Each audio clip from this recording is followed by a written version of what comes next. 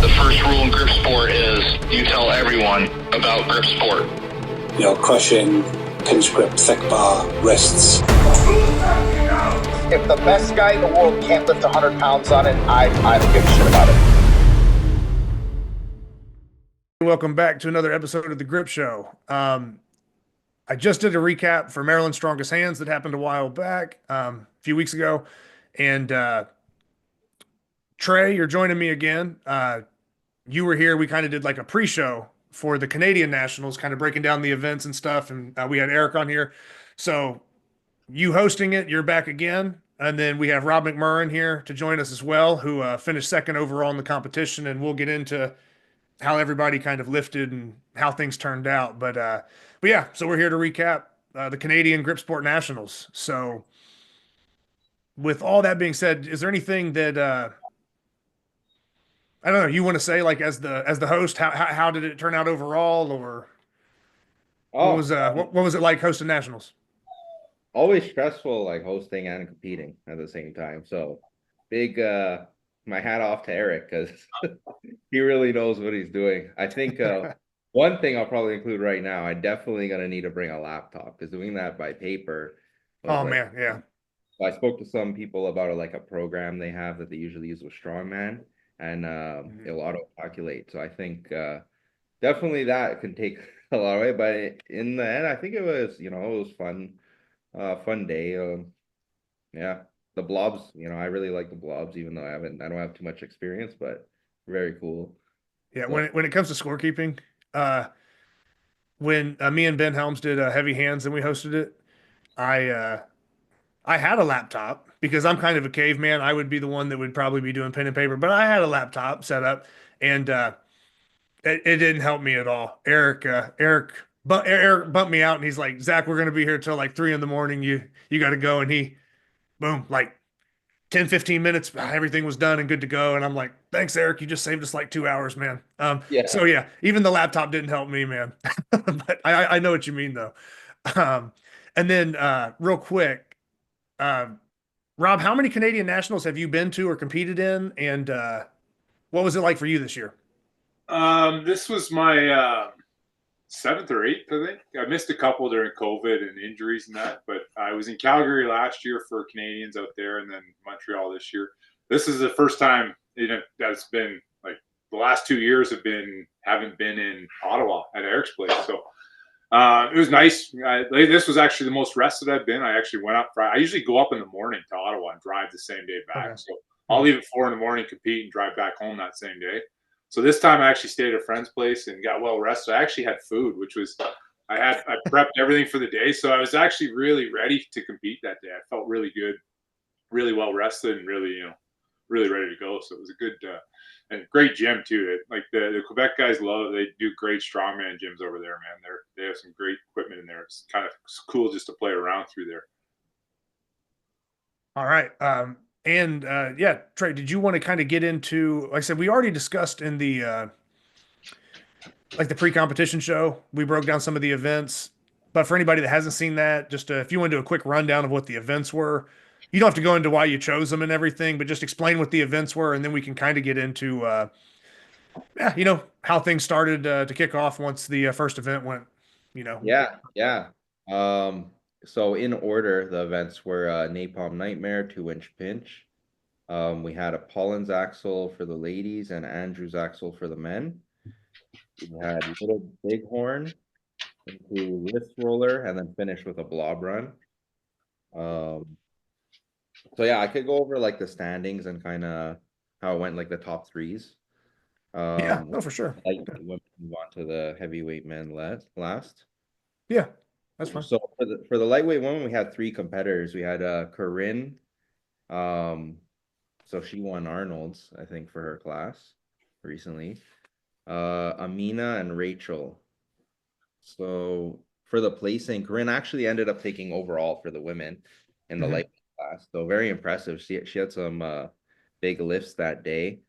And there was one notable lift, actually. She had let me just confirm here. So we have recorded 95.5 kilogram on Paulins axle, but she actually hit 100 or 101 or something Yeah. like that, but she was so excited that she dumped it out of her hands, and didn't lower it to the ground. So unfortunately, that one didn't hit, but I think she tried again after, I'm not sure, but yeah, there wasn't enough juice left, but she got it, she locked it out, so I guess she's ready to push that record another time. Okay. Yeah.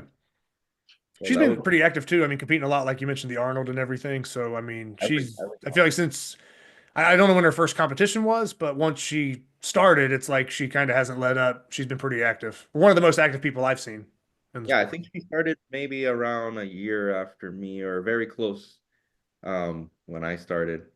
Moving on to the middleweight women, we have a new competitor, Marika. So she's a local strong woman competitor. So she ended up taking first place for that class. And I believe in the overall, she had second place. So very strong. It was very impressive. She ended up finishing with 90.5 on the axle too. So it was very close Yeah. uh, between the two classes. And then to finish off, we had Kimberly, who's also new. We spoke about her last time. So she's doing her, I think it was her second comp. So that was interesting. And then Georgia is my buddy's girlfriend who was very interested in competing. So it was fun. She had a good time. Everyone was supportive and went well. And then finally for the heavyweight women, we had Kathy Facey.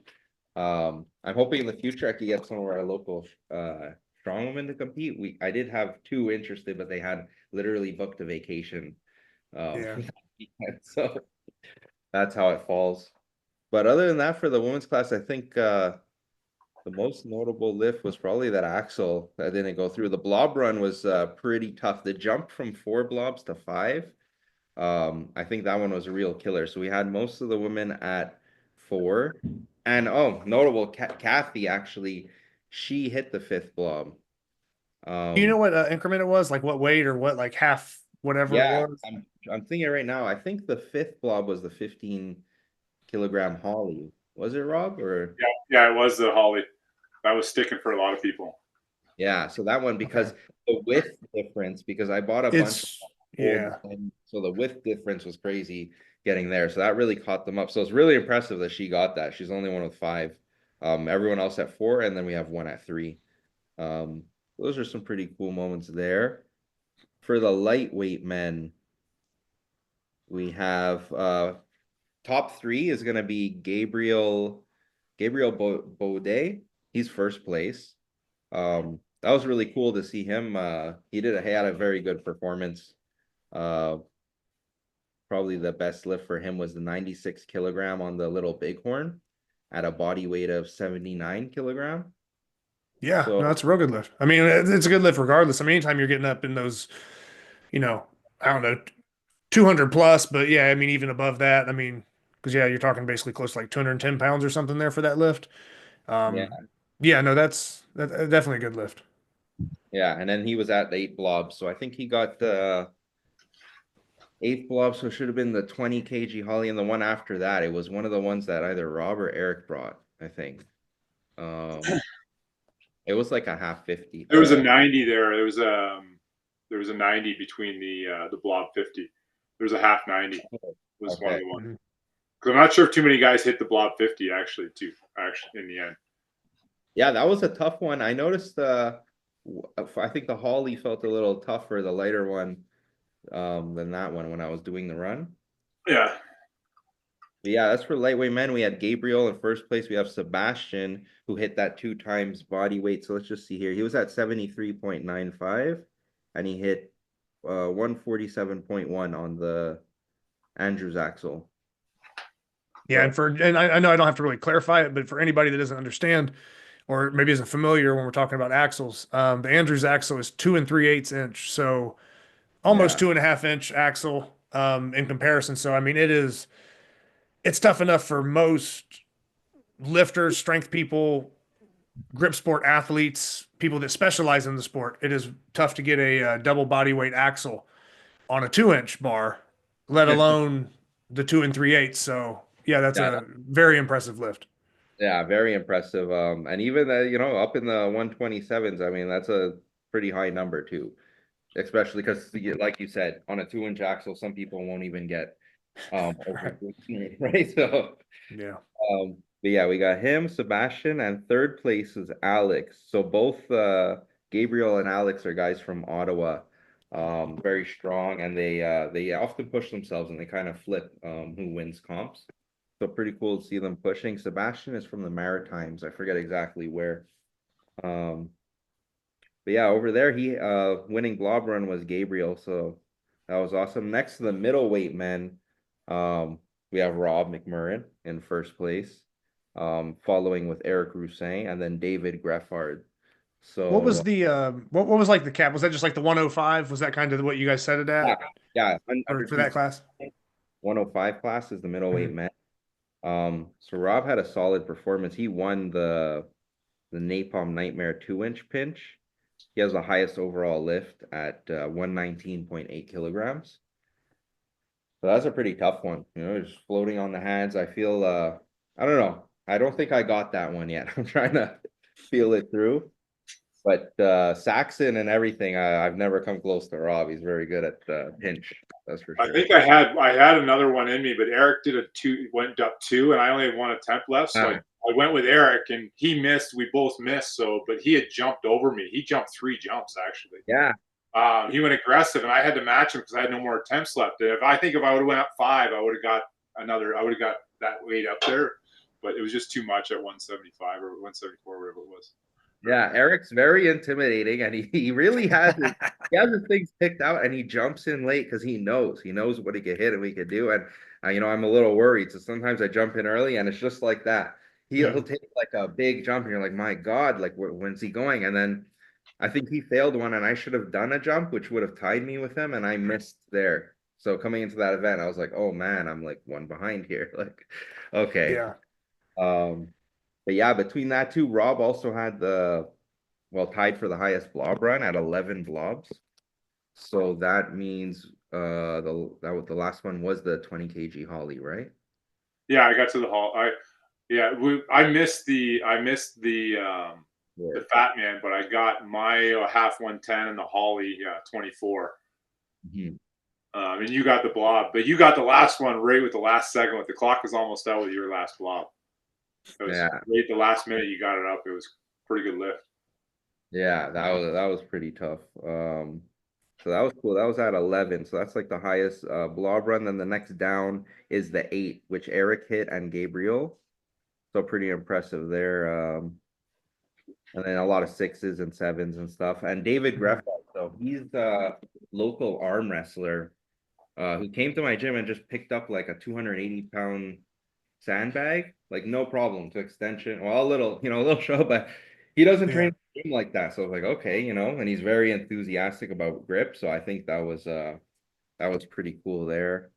I'll finish. I feel like every time you guys are having new competitions up there, I feel like new people are joining, and for the most part, they're sticking around as well. So I think with the way that you, Eric, and everybody else has kind of been running stuff and promoting things, I don't know. I had this talk with a couple other people as well up in Canada, just saying that, man, I'm really excited for how a lot of these Canadian events are turning out, and it's almost, just as it. I mean, obviously, I might be a little more inclined to follow like the U.S. stuff because that might be, in person who I'm competing against, so to speak. I mean, we're all competing against each other in some fashion, but yeah, as a spectator or someone with the show kind of following these events, Canada's been putting out so many good lifters, consistent competitions. I'm almost the most excited for whenever like a lot of the Canadian stuff is going on because there's so many good names, good lifters, new people emerging, and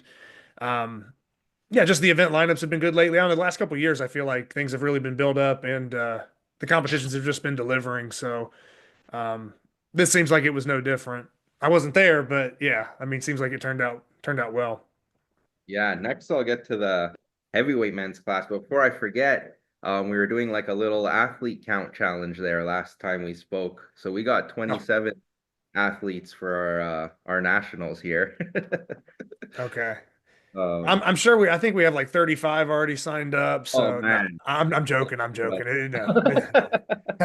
So you guys might get us on that one. So Yeah. yeah, we'll see. I haven't I haven't double checked with what Jason or Mike have posted about the U.S. Script Nationals or updated the roster who signed up. But I think last time we did the tally, it was like in the mid-teens, so like 15, 16 people Yeah, maybe you still have time. that were already committed. But yeah, we're getting to about the last 3-4 weeks here, so I don't know how much that number will increase. But no, I mean 29. That's what you said you had. 27. Oh, sorry. Okay. Yeah, I mean, but still, really, I mean, anything over 15 or 20 people for a competition, if you start getting close to 30, I mean, that's a real solid turnout. So, Yeah, yeah, nice turnout. Lots to do. Um, so heavyweight men, I have me in first place. Second place, Simon Bayo. Um, he is from so the results you have on your email there yep. was a little I had to flip it. But Simon Bayo, he's like 6'5" or something. Very big guy. He's really skilled too. He's like a carpenter. Makes pretty cool like little board games and stuff, but also like home renovation stuff. Um, so yeah, he's just pretty solid all around, which helped him out there. And then in third place we had Julian Farley, who was really close, but we actually had one event tie on the body weight. So it ended up pushing Simon up ahead. For notable lifts, I think they're yeah, I guess for the Andrews axle, I tied with Rob. Eric had the highest Andrews axle. That's what I want to talk about. It was I was gonna say, what did Eric hit on that this time around? 172.1 I need to. kilogram. And then me and Rob got 162.1. So pretty close, but I don't know, it was just feeling weird. It was like kind of slipping. I really like the axle out in Calgary, actually. That one. Okay. That one's just a normal Paulins axle, but that one's really grippy. Yeah. So for Eric's lift, that would have put him like just under 380 pounds. So like 379 and some change. For pounds. So yeah, that he pulled 383 at heavy hands. I was just trying to think if I was just curious if he had topped his past lift or not, or if he had to. Maybe he didn't feel like he was pushed, or the jumps were just slightly different, and that's where he kind of wanted to stop. I don't know if he took another attempt after that or any of that, but that's pretty close to what I saw him lift at heavy hands. Yeah, and then little Bighorn, I had a little PR, like a 4 kg PR. So Eric tied me on that with 101 kilogram. I think that's not his all-time best there. Mm-hmm. But yeah, that was pretty much it. And then the wrist roll, I want to talk about that. That was kind of like all the times were really fast.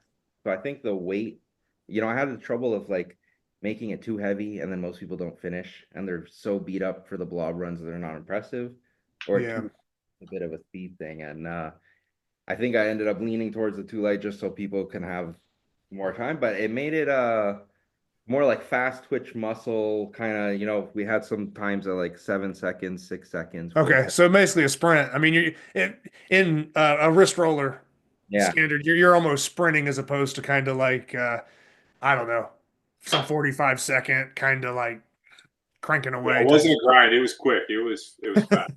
Yeah, so it wasn't ideal. I actually spoke to Eric of a cool way to make it a little better. Like Mm, ideally, he said too, we should probably have like best times at around 25, 30 seconds. yeah, And I think maybe he was saying maybe we add weights as it goes up, and I'm like, oh, that might be very difficult. But a way that will load weight while training on the way up is attaching chains, right? So yeah, I think maybe you would start at a certain weight, have a certain amount of chains, so when it comes up, it gets heavier and it'll get a bit slower. And then you kind of have maybe two increments where you call like okay, you met the first checkpoint, you get to the second checkpoint. That way you get a little bit of that burn and progressive overload. yeah. Um, It's a so tough one to probably map out, and everybody, if no one's ever really done it, or from setup to setup, it might vary. yeah, Whereas like on some loading pins, it's like, okay, we kind of know what 300 people have lifted on this, so you kind of know where to set up or how to start. And something like a wrist roller, I mean, the system, the pulley system, or what you're using is a cable, or is it a sled drag? Is it just lifting from the floor? There's so many variations, and you can get real creative with it, but it can also make it tough to maybe dial in what weight to use Yeah. for everybody else's abilities. You know, it can be a tricky thing, So I but think yeah, adding that progressive overload gives you a larger buffer zone with choosing the wrong weight. yeah. And yeah, the setup I ended up going with was just like a bar that's ratchet strapped down to a squat rack. That bar went through the wrist roller. That wrist roller had a longer cord attached to it, and the strap was running on a yoke. So the Mhm. yoke was kind of like the fulcrum. Pulley, if you, I mean, not really a pulley, but yeah, you're basically pulling it over there. Yeah, and then there was just a tower. So the tower was going up. Okay. Yeah, we didn't have it last year. It was like the guy had trouble like setting it up, which understandably, it's a tough thing. I won it, so I was like, hey, I won this. Why don't I try and give it a shot? So I would host it again, but probably try and make it a little better. I do have like some other things I'm interested in. Like I'd really like to get Hercules and bring it over to the grip side, the Hercules hold, Yeah, and instead of using the traditional tiny handles, it could be anything. So I'm probably that's gonna true. figure out what, pinch blocks, grandfather clock. Um, I think Yeah. people are really excited about something like that. So I'm gonna try and get that done. And then I was gonna say, running through these things, I mean, you kind of mentioned some of the weight classes, but if we go for the Overall, overall, I think you mentioned the women's overall a little bit. You talked about, I think you mentioned Corinne took yeah, that, but yeah, I don't know if it changed throughout the weight classes. But if you wanted to cover the women's overall, and then we could kind of get into the men's overall with you, Rob, and Eric, and kind of how that shaped up, and maybe talk about how you like you guys are kind of mentioning, kind of strategically taking these jumps and maybe how close it felt in the moment as it was going on. We could get to that, but yeah, just yeah. For the go with the ladies, women's stuff. Yeah. actually, I said Marika was second, but it's Kathy. So Corinne was first, Kathy Mhm. was second, and then Marika. Um, Pretty close battle too. Like they were passing it back and forth. We had Corinne 62 kilogram, Napalm Nightmare, Kathy 54, America 59. So I already put a split, and then Kathy tied with America on the pollens, and then we had Coco at 5 kilograms more. But then after that, the little Bighorn, the wrist roller, and the Blob Run, we had a big difference. So Kathy jumped to second there. Hmm. For the men's overall, I guess we'll say like the top five. Yeah, no, that's fine. Yeah. So we got me in the top, then we got Rob McMurren, Eric Roussin, Gabriel Baudet, and then Simon Bayo, and just under Sebastian, who did that 2 times lift. So he's just there at the sixth spot. But yeah, for there, it was kind of, I guess, for the classes, it wasn't too much of a difference, but we have like the middleweight guys. So we have heavyweight, middleweight, lightweight, and then another heavyweight. So again, like the lightweight, middleweight guys are showing that like, it's not just a body weight game and grip compared to maybe strongman. Like if you're working your hands, like other people just maybe aren't hitting that. Maybe Robbie could tell us like, what do you do on the day to day that like keeps your arms out other than your training, I imagine yeah. For me, training wise, I just lift every day, man. I don't really structure anything. I did a bunch of blob picks on Sunday when I got home. Like I did 3 sets of 3 with the blob 50 outside Sunday night. I've never done that before in my life after Nice. day after competition. So for me, a lot of the comp wise, I see a lot of guys. It happens because I train like that. I train over 2 to 3 hours sometimes with my grip stuff. So just so I have that longevity over a contest because it's a long day, man. For people that aren't ready for it, a 7-hour grip contest is a lot of time to spend, especially when you're doing a lot of attempts and warm ups. So I just try to over fatigue myself in training and try to really push through that. Yeah. Yeah, that's really good. I like that too. Like for example, like just the way I work, I end up having to fatigue and I have to last like have much better stamina. So like compared to like I don't know, I'll do some strongman events and maybe some guys are worried like, hey, we're doing this event after that one. And it's like, oh well, I don't care. Or even same thing in grip. It's like I'm ready to go. It wasn't like that my first comp though. First comp I finished Yeah. opening a chocolate bar wrapper was like an RPE 9 exercise. I train to be ready to go at all times. That's what I want to be. I want to be ready to draw. I want to be able to pick up the blob, the inch, and pinch 245s any day of the week. That's my entire goal of grip, to be honest. If I can walk downstairs and hit 245s, a blob, and an inch dumbbell cold, I'm good with my training. That's my goal in training, really. Yeah, and then if you get to warm up in competition, you're probably sitting pretty well across the board on most events. Yeah. Oh, and for the, we appreciate the prize money from the Grip Show, and for that, actually, the spread was so Rob took the Blob prize, Kathy took the Blob prize for the women, and then for the best performance thing, we were trying to say like maybe best for it was a really long day, and I was like, okay, I'm just gonna ask everyone. Everyone's like, just give it to the overall. So we gave the 100 to the overall, 120 to Blobs, men's and women's. So 4 different payments. So that was they were very happy to see that. We don't see that often in comps too, and that's something I like. So it's much appreciated. Well, no, yeah, like I said with the blob stuff, it's like, man, it was a cool event, and that you guys were putting it on for nationals and stuff, and just the way we kind of did the episode, I'm like, yeah, let me just add like a little bit of a cash prize to that, since it's something that doesn't get contested often, and just because a lot of times there's already stuff in place for the overall winner or whatever, and sometimes they end up being the same person, and like you guys kind of tied on that, I think. So, I mean, in theory, you could have split it or whatever, but yeah, it's nice sometimes just to have like cash prizes put for specific events. That way it's not always just kind of guaranteed that, well, the overall winner gets everything. And then even if you miss them by like 1 pound or 1 point on something, well, you walk away with nothing. So it's cool to kind of spread it around a little bit sometimes, but or leave it to like promoters' discretion. Hey, here's, some cash prize, pass it out to whoever you felt like kind of earned it in whatever way. But I was gonna say, go ahead, Trey. Yeah. Then I'll get back. I was gonna say like another subject before I forget. I just wanted to go over the sponsors really quick because yeah, for sure. Yep, do it. Yeah. Okay. Yeah. So I'm gonna look down to make sure I don't miss anyone. But we had Arm Assassin Strength Shop. So that's pretty cool. Some cool gift cards for the athletes there. That was the first implement I got there was the pinch block. So that's cool. Nathan Hawley. That's an awesome sponsor too, and he helped. We had so many blobs in that run, so that was pretty cool. And I want to get some inches from him too. So those would just be my personal things in the future, but I really recommend his equipment there. Inner Strength Products, Canadian brand. Awesome there. Ironmind gave prizes for the events. It was a little Bighorn for the men and a Napalm Axle for the women. Okay. Yeah, I mean, that makes sense. Yeah. So that was it's always awesome. You win something, get some hardware. We had Strongman Masonry. I'm not sure who owns that company, but sponsor 200 in cash. Danawick Strength Equipment.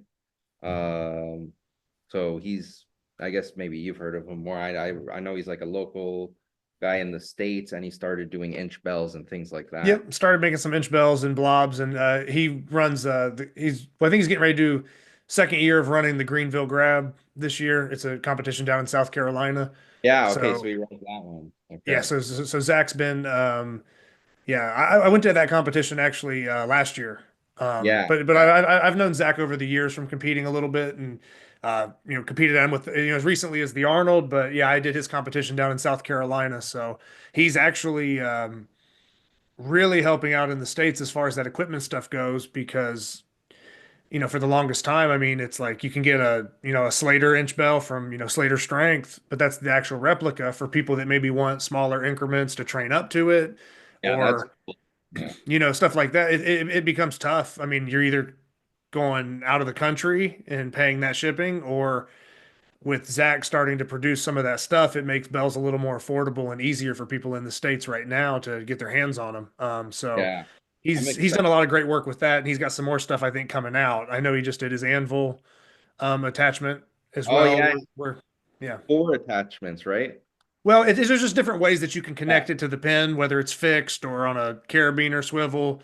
But the horn is basically like, I guess, molded after an actual anvil. as opposed to Yeah, just being a perfect, spiral like the little bighorn. It actually has a contour like a real anvil. yeah, I'm interested in getting some of that too. And I'd like to get inch bells from everyone. Um, and then lastly, we had Nemesis Grips. So local supplier sponsors a lot of comps out here and has good like little goodies to give to the athletes and stuff. So it's pretty awesome because actually one of my strongman comps he sponsored, we gave out these grip attachments to everyone, and now some of these people that tried them because that grip attachment made it to a strongman gym ended up competing at nationals. Yeah. So it was like a full like run around. That's pretty awesome. And then Grip Show official. Yep. Thank you to all the Yep. sponsors. With the blob money. So real quick, like I said, that kind of covers most of the stuff for the competition. Going into it or as the competition's unfolding, you took the overall tray. Rob, you were behind him in second, and then you both are still having to deal with Eric. I mean, Eric came in third place for the overall, but like you guys kind of mentioned with the way he's picking his attempts, and I mean, everybody knows Eric's, kind of competition Yeah. history and how he does this. It's no easy task going head to head with Eric in any competition setting. What were you guys kind of thinking as those events were kind of unfolding? And was there a time when you're kind of like, man, I don't know if I'm gonna win this, or Yeah. I'm out of reach, or did you kind of think, man, the things are almost going too good, I'm ahead of him by like 5 or 10 points or whatever it may be? I mean, how were things kind of unfolding in real time for you I two? made a mistake on the little bighorn. I made a jump and I misjudged how many attempts the other heavyweight guy had left. So I was worried about overall, and I went up after Gabriel got his number, and I went above that instead of matching it just to try and move up the overall, and I ended up finishing fifth overall in that event. I was worried it bounced me out of the kind of contention with Eric, right, overall. But I was able to make up ground with the wrist roller, brought me back around. So I still lifted what I expected on the anvil. I just went up 5 pounds heavier than I thought I was going to go, and I just didn't have it. So Yeah, because by the little bighorn we had me and Eric tied at 101, Rob 93.5, and yeah, Gabriel was at 96. So the other heavyweight guy was also at 93.5 with you. So yeah, made it tricky, and those three in. So basically, we started with Eric in the lead. No, Rob in the lead first event, 119 kilogram, Eric 117, me 114. We're very close, all trailing. I'm behind. So and I skipped 117, I think, and went to 119. Yeah. And Eric skipped after he skipped the 119 and went up to something that he ended up failing. So I was like, oh man, maybe it would have been better. Yeah. But yeah, I was in third place by then. Then we had Eric 172 on the Andrews Axle, and then me and Rob tied at 162. So Eric made a big lead there. At that point, I was like, man, I wish I didn't make that mistake on that last pick. And I was like, okay, I'm just gonna focus on running the comp. Whatever happens, happens. Yeah. And then we got to the little bighorn, like Rob was saying. So there, I ended up tying Eric. So it kind of shook up the standings, but Eric was like in the lead at that point. The wrist roller, he ended up falling down to, what did he get? 6.89 seconds, which like put him down like 5 guys. I wish it was a better spread, better weight, better. But what happened. And David Greffard, who actually had the best time of the day on the wrist roller, which was 4.89 seconds. Okay. Which thinking through it, he's an arm wrestler. So, these guys, they're locked in and then all of a sudden go, right? Yeah. So he's just ready. He's trained for that. It's his arms, it's his shoulders. He's strong. So, yeah, that was impressive that he went and did that. But I think we kind of mentioned it in the pre-comp show that with the wrist roller and the blob run being kind of the final thing, that it was going to be a little bit unpredictable, and add that element. And from what you're saying, it's like, okay, the first 3 events, it's like, okay, it's like, okay, maybe Eric's in the lead or maybe, whatever. But those last 2 events kind of shook it up. And you really probably up until the end almost didn't really know how it was going to turn out. And for me, I think that makes a more exciting competition That way you're not like halfway through the competition and it's like, okay, yeah, he won. You know, you're still up until the last lift, the last, even for you, maybe getting a last second blob lift that kept, kept you right there. I mean, when it comes down to the wire like that, I think that always, you can't necessarily plan for stuff like that to happen, but when it does happen, I think it makes the competition a little more exciting and fun. Yeah, and the way the points split by that time, like there was the wrist roller, so it was kind of spread there, but then the blobs, me and Rob split with 11 points, and then the next it was 3, 4, 5 that had to split. So points difference between that and the wrist roller kind of made it because we were very close in the beginning. So yeah, that was a fun day, very I love going to comps that I'm not hosting. Yeah. I mean, it can be rough doing it, kind of I doing love it all. too, so I just happy to get the opportunity, and yeah, obviously every comp that I do, I'm gonna try and make some improvements and get better. So anything that I notice, I'm gonna tweak it and fix it and get more personnel to help out. Yeah. And then for both you guys, is there anything coming up, future competitions you're looking at, future goals in the sport that you'd like to mention, or kind of, I guess, what would be the next thing that you guys are gearing up for now that nationals has come to an end? I was looking at maybe going down to home gym con. I'm not sure. I'm not sure yet if it works in my schedule. I kind of intrigued by going down there to that, just to the whole thing and that contest there. I thought about seeing if I could get like a temporary American status and go down to the U.S. Nationals, because I like those events too. And that's a nice drive, easy trip for me because my parents live in Windsor, so it's 3-hour drive for me from there, so it's not too bad. Other than that, like I made a commitment last year that I'm going to try to attend every Canadian Nationals from here on out, wherever they're at in Canada, and every North Americans from now on. Those are the two things that I'm committing to myself, that wherever they're at, I'm going to make it to. The other ones just depend on my schedule between my coach and football. It takes a lot of me. It makes me hard for even just to compete in King Kong because of football, right? So we're mid-season. I usually have to do it on a Friday night. Night before a game, I'm doing a contest just to try and get it in. So I try to, like I said, those are my priorities, Canadians and North Americans, and then whatever I can fit into my schedule, I'll try to go to as many as I can if it fits and the time allows. Yeah, same here. I'm the major comps, Canadians, North Americans, I'm excited for, and then there's the regionals. Then I'm pretty much doing every comp that Eric has, and then there's two kind of grip related event. They're grip strongman hybrid fusion comps. So one of them is just wheelbarrow event, so heaviest wheelbarrow, but there's a lot of grip, but it's also you need the body strength. But it's like, I don't know, for me it's like the holy grail of things, because it's grip, it's moving events, and then it's back, like deadlift. So it's like the three things I'm good at. So that one has money on the line, and JF Carone, who used to be almost worlds. I really wanted him to win, but he was pretty close. I think he got third place as his highest finish. And he was looking pretty good in his last season before he snapped his quads.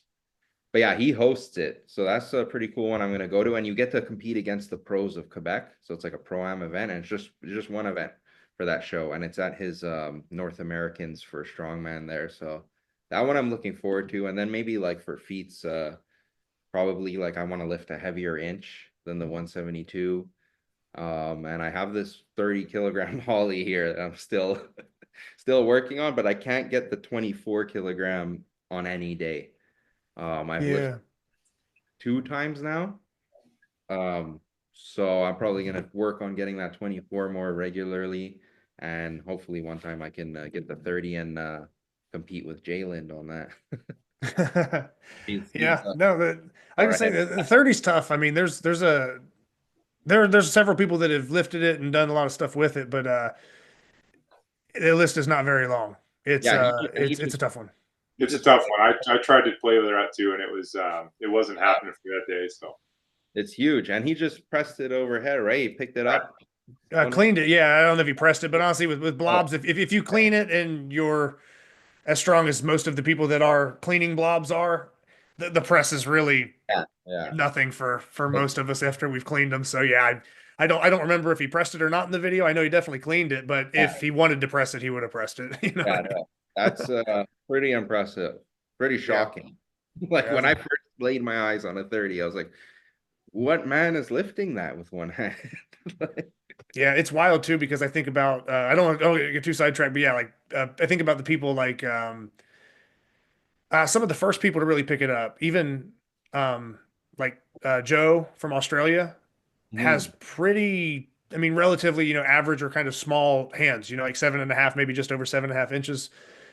So a blob that size I mean, the finger strength that he has from the climbing and other stuff, and I mean, obviously, just training strength in general. But yeah, Joe lifting that, and then I know like Ben Helms doesn't have like an overly huge hand. Tim Butler's another guy that's lifting the 30. I'm just shooting these off the top of my head, but yeah, and then Jalen recently cleaned it. Um, I believe Ben probably cleaned it in the past. I'd have to go back and double check that, but yeah, like I said, but the list we just named are such phenomenal lifters that it's yeah. When you start joining that list or something, I don't even know with my hand and the shape of those blobs. I don't know that a 30 would be possible for me. I'd have to really put some time in and train for it because I mean, yeah, I don't know. Like I said, it's a tough one. So, um, Hey, Zach, I gotta cut out. So hey, thanks for having me on. okay, I gotta go into my my daughter's game now. yep, So all yeah, right, no thanks problem. for Like I having me. said, Good. about to wrap up anyway. I mean, we're pretty much towards the end, so yeah, All we right. can go ahead and wrap it up. But yeah, thanks Rob for stopping by and congrats on taking second place there at Thanks, nationals. thanks for having me. Great contest, Trey. Had a great time as All always. right, thanks. All right. Yeah, nice chilling with you. All right. We'll Have a see good you. I day. hope you enjoyed my present too. Oh, it was great. All right, man. We'll see you. All right, yeah, thank you, Rob. And then, like I said, Trey, we can kind of just get ready to wrap up as well. Is there anything kind of closing words or anything for the competition that you'd like to add in, or No, that's just pretty much big it, thank right? you to the athletes and the turnout. It was pretty cool. It's fun. It's fun hosting. It's also stressful. It's a passion. I love bringing people in the sport. So it's a lot of things, and yeah, just thank you to the people coming out because that's what makes the day, right? Yeah, for sure. And yeah, congrats on winning the overall. Yeah. Because hosting a competition and competing is not easy, and then winning a nationals while you're running it is a whole other category as well. Um, so yeah, thanks for doing the recap. Thanks for kind of letting everybody know what happened, what went down, and then we'll look forward to the, I guess, next, North Americans and Canadian nationals and however those things kind of, shape up. But yeah, for now, congrats and, you know, good job running a big competition and then also performing well yourself as a competitor. And that should pretty much do it.